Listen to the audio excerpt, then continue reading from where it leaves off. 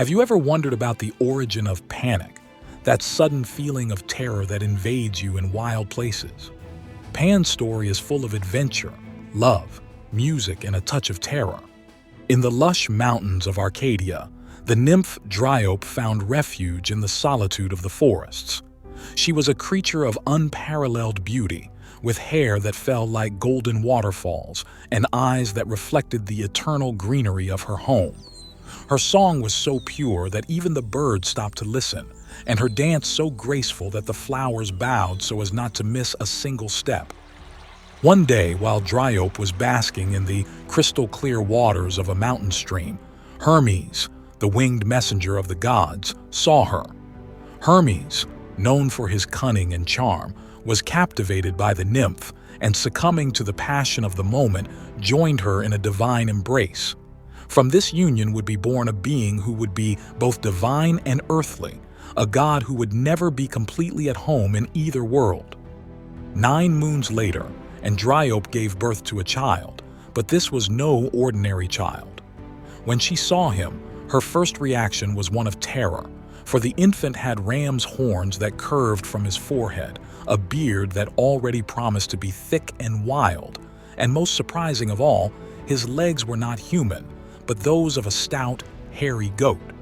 This child was Pan, whose name means everything, for in him many natures were combined. However, Dryope's happiness was short-lived. Hera, Zeus's wife, jealous of Dryope's beauty, turned her into a tree. Despite his appearance, Hermes felt a great love for his son. He wrapped him in a hare's skin and took him to Olympus to present him to the other gods. Although some scoffed and others were amazed, Pan soon won the affection of all with his infectious laughter and indomitable spirit. Dionysus, in particular, found in Pan a kindred spirit, and together they would share many adventures.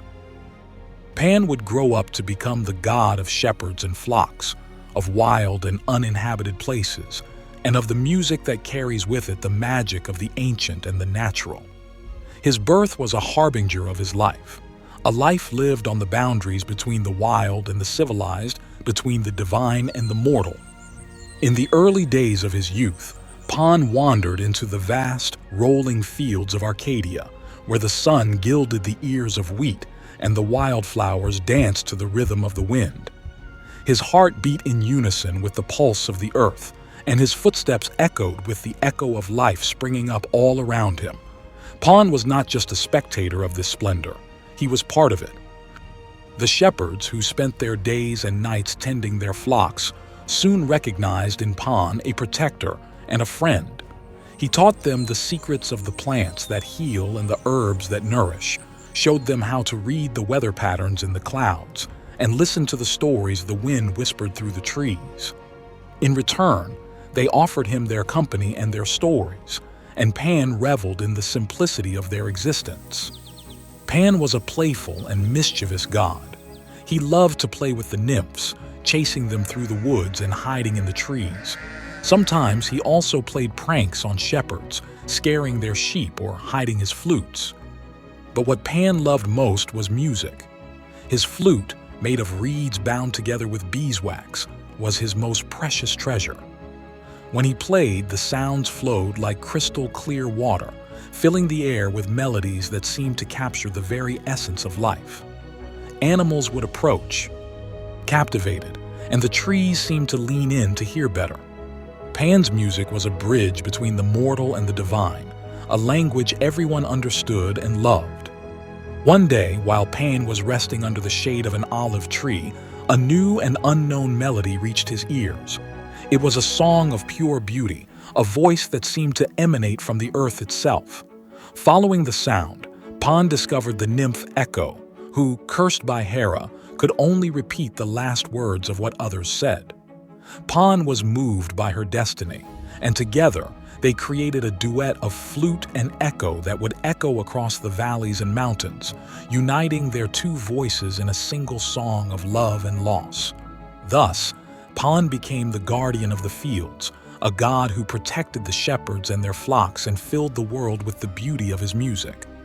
Also, Pan was a faithful companion of the god Dionysus, joining his retinue of satyrs and maenads in the Dionysian celebrations. Together they would roam the forests and mountains, indulging in music, dance, and drunkenness.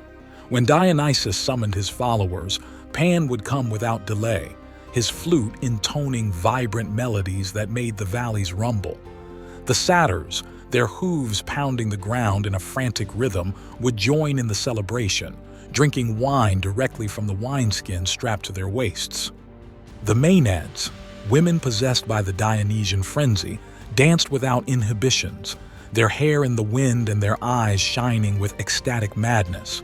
Pan joined in their unbridled dance, guiding them with his flute into ever-deepening ecstasy. She embodied the wildest and most unbridled aspects of these festivities, filling hearts with unparalleled debauchery. On the nights of the full moon, the forests were filled with the ecstatic cries of the maenads, who tore live animals with their bare hands, intoxicated by Dionysian ecstasy. Pan, amid the maelstrom, intoned increasingly frenzied melodies, inciting madness and absolute debauchery. The satyrs, with their bestial features and unbridled lasciviousness, joined the maenads in a frenzy of carnal desires, succumbing to the most basic and primitive pleasures. Pan led them in this celebration of the most primordial instincts, unleashing the most instinctive aspects of human nature. One day in the forests of Arcadia, Pan, the god of the wild, found a new desire that would ignite his heart with a burning passion.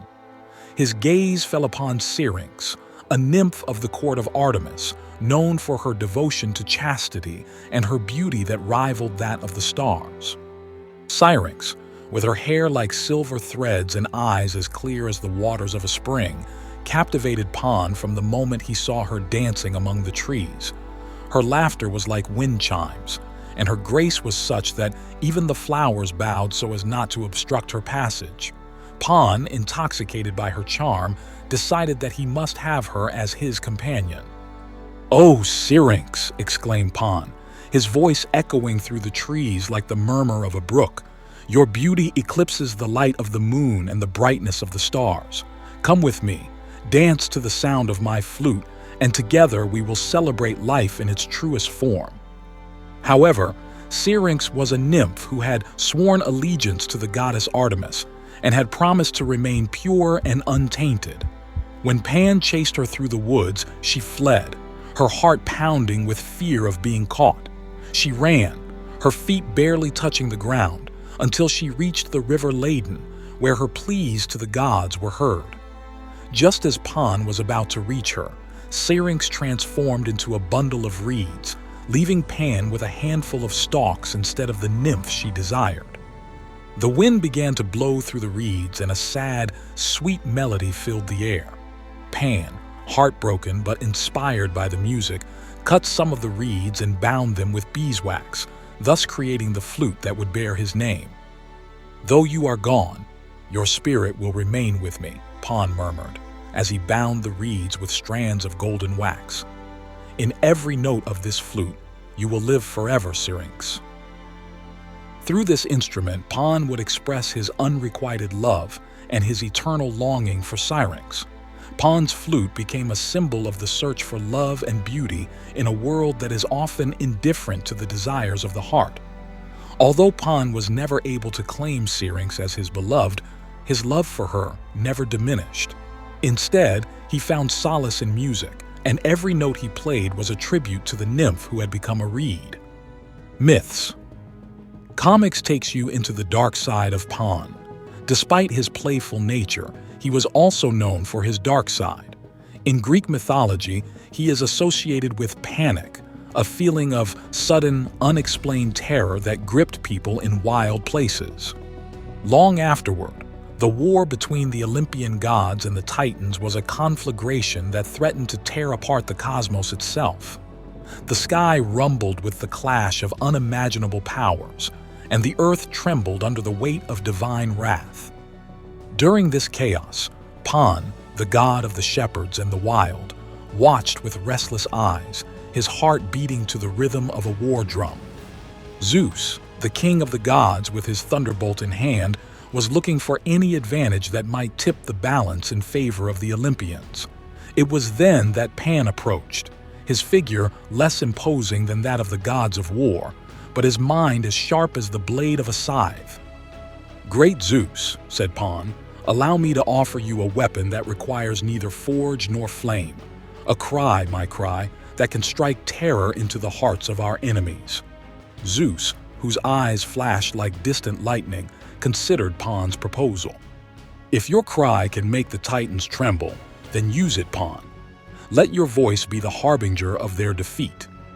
With a nod, Pan climbed to the top of a hill, from where his scream could travel like an unstoppable wave.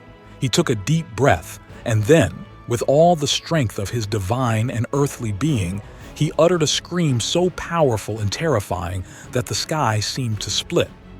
It was a primordial sound, an echo of ancient times when the world was yet unformed.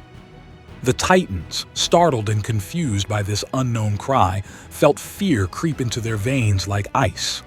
Their courage cracked, and in their panic, they turned on each other, their unity shattered by the power of the sound. The battle tilted, and the Olympian gods, taking advantage of the confusion, pushed the Titans to defeat. Victory was assured, and Pan was hailed as the unlikely hero whose cry had changed the course of history.